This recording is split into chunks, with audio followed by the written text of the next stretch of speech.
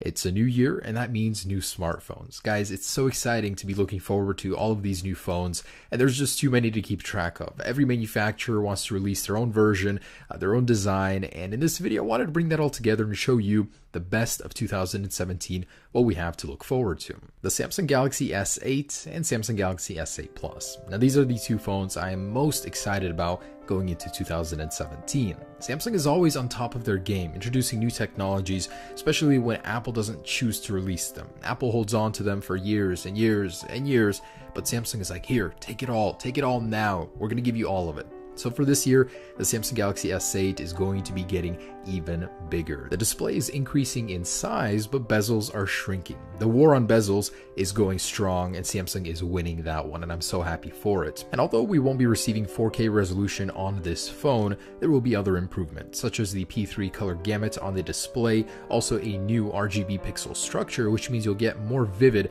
and brighter colors on that display. I just cannot wait for it. I'm an Apple guy, but Samsung always manages to get me excited. Now, a new leak actually shows that the display will be curved on the edges, just like the Mi Mix, so that's a very exciting change. It will be one of the sexiest phones in 2017, I'm almost sure of it. And sure, on paper, the Samsung Galaxy S8 will be amazing. It'll have so much improved technology, but the real showstopper is going to be the iPhone 8. A lot of people are going to pay attention to this one just because it will be such a radical change in design from what we're used to. We've had 3 years of the same looking basic design. The iPhone 8 is going to improve upon that with a new change to the design. So glass front and back, inspired by the iPhone 4 and 4S, with major improvements to the display. The flagship iPhone 8 model was said to receive an organic LED display. That means a lot brighter, more vivid colors. Not only that, it allows for a more efficient phone, and it can allow for a thinner design as well. Not that Apple needs to go thinner, they just could if they would want to. Also, a wraparound curved display. Where have we seen this before? I wonder. But nonetheless, I do embrace this change. It's about time iPhone had a major redesign. We've been looking at the same basic design for 3 years. So, no home button, an improved display, all glass design, but one of the most monumental changes will come with wireless charging. Not your regular typical wireless charging, but walk into a room and your phone starts charging almost immediately. How crazy would that be? Also rumored is an IP68 water resistance rating, so it'll match the Galaxy S7 now at 5 feet for 30 minutes. I cannot wait for this one. Apple could even advertise it as a swim-proof device like the Apple Watch 2. But that's not the only Apple product that's going to be released later this year. Also, the iPhone 7s. So although the iPhone 8 will be the larger flagship model, Apple will want to introduce 2 cheaper models as well for everyone that doesn't want to go all out. Now these will be an LCD equipped iPhone 7 upgrade. Basically the S means speed. So it'll be a much faster version of the iPhone 7, but mostly internal changes. Although it is said to receive a stainless steel chassis, it'll be the same overall design. It's unlikely that this model will have wireless charging, but it'll basically be a simple upgrade for people that don't want an organic LED curved edge iPhone. It'll be a more sensible phone for daily users. And for the optimists out there, this one will not have a headphone jack. Once Apple's made a decision like that, they're not going back. It'll keep the home button just like the iPhone 7. Most of the changes again will be in the speed department, so expect some major improvements there, possibly the A10X chip from the iPads, although it's likely it could share the same chip with the iPhone 8, just keep most of the same design. And believe it or not, the Samsung Galaxy Note name will live on, so Samsung is not giving up on that brand just yet. Rising from the ashes of the Galaxy Note 7, like a phoenix, the Galaxy Note 8 will do much better and improve upon where the Note 7 failed. So the very first thing, obviously, is the battery issue. This time around, Samsung is going to be using LG's batteries, as they haven't had any issues with those, and this could actually be Samsung's first smartphone with a 4K display. Samsung usually likes to introduce the more complicated, advanced tech with the Note series, and this year we could be seeing the very same thing. Also, the new S Pen 2 with a built-in speaker, possibly to produce some kind of noise, or like mimicking an actual pen, possibly. And as always, this is Samsung's powerhouse, so they want to make sure it is powered properly. This time they will be using the Snapdragon 835 processor, Exynos in certain markets of course, and 6 to 8 gigabytes of RAM. No businessman has time for lag. And man, LG does not like to give up. So the G5, this was a smartphone that didn't do particularly too well. It was that modular phone that you can actually swap out the bottom for and introduce new features. Now, it was a great concept. Why would this phone fail and not sell very well? Well, the only problem was with a phone like this, where the whole marketing scheme is that you can add modules to the phone. If you don't introduce new modules and only keep two, I think there was like a speaker one and a camera one, nobody will buy this phone based on that gimmick. Otherwise, it was a pretty mediocre Android phone. I didn't even open mine until just now. That's like half a year because I just wasn't excited for it.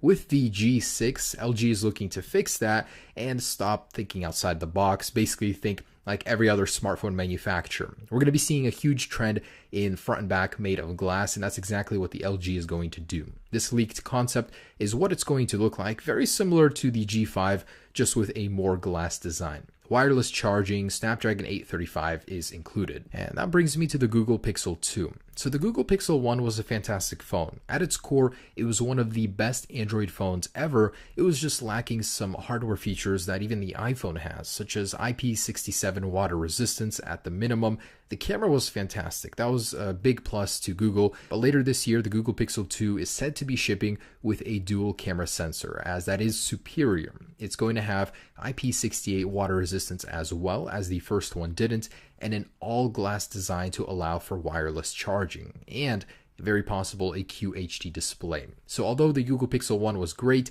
these areas the Google Pixel is going to improve on and make for a much better stock Android phone. The Snapdragon 835 and 6GB of RAM is rumored. So concepts that have leaked or renders have shown a glass back design that would allow for wireless charging and a more tougher look for the borders. I actually do kind of like it. So that's the Google Pixel 2. And that brings me to the next OnePlus phone. I mean, it should be called the OnePlus 4, right? The old one was OnePlus 3 and 3T. But no, it actually might be called the OnePlus 5, as in Chinese culture, number 4 is considered unlucky, and this is a phone with its main audience being China. But I gotta say, OnePlus as a company is fantastic. They make sure you can get the best possible experience. They have really fast software updates, and the hardware is always top notch for a very reasonable price. And which other smartphone manufacturer do you know of that releases an update halfway through its cycle just to make the CPU faster, as they did with the 3T? This one is rumored to have the Snapdragon 835 and a massive 3500 milliamp battery, and of course the next generation dash charge that'll allow you to get so much charge just within 15 minutes, over 50%. This is a phone that competes in the mid-tier price range, but it's a bargain. These phones can usually put high-end models to shame. And this could finally be the year the future arrives with foldable smartphones. Late this year, Samsung is said to release its smartphone that can fold in half to serve a dual purpose, both a tablet and a smartphone. They've been developing this for 4 years, and this could finally be the year we could see it in our hands. Now, the run will be limited to 100,000 units, as it's more of a concept, testing the waters, seeing how people react to a phone like this. Of course, the tech is only possible with an organic LED panel, and I'm so excited to see this because this could start a revolution in smartphones. And the HTC 11. Who here even remembers what this company is? They used to make good phones back in the day, but now, not so much. Their sales aren't doing very well, but they're hoping to turn that around this year with the HTC 11. They're returning to their roots with a dual lens camera setup, just like on the iPhone 7 Plus, but they had this even earlier on their HTC 8. So they're hoping to improve the camera.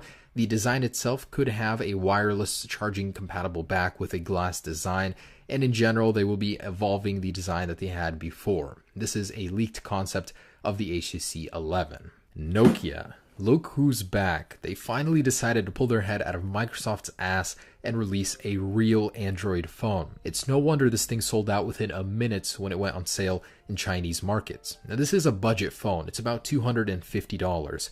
But for the price, it's quite amazing what they managed to stuff inside of it. A Snapdragon 830 chip that's octa-core, and it's even better than the Snapdragon 821. It also does have an Adreno 505 GPU, so it's pretty well spec'd. Also, durability is still on the table like the older 3310. It has a Gorilla Glass 2.5D screen, which is very durable, but at the same time very aesthetically pleasing. It's already out in China, but it will hit the US market within a few weeks. So that's the Nokia 6. Actually pretty excited for this one. And the very last one is the Xiaomi Mi series. So whether it's the Mix 2 or the Xiaomi Mi 6, this brand is actually ahead of its time. Known once for copying Apple, they're outdoing them now. They're using ceramics in materials bone conducting earpieces for calls, and even laser technology in the cameras. It's amazing how far ahead of the game they are. It's just not implemented totally well with the software. I wish they would introduce a better skin or just a stock Android ROM with it. Otherwise, I'm very excited for what this phone company has to bring. I mean, look at this thing. It's a slice of the future. The borders, no bezels, it's just stunning. I cannot wait to see what they bring out next. And that's just a quick preview of the smartphones we have to look forward to. I'm really liking the trends I'm seeing.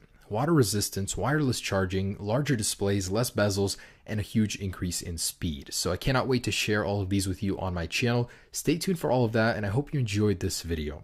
Peace.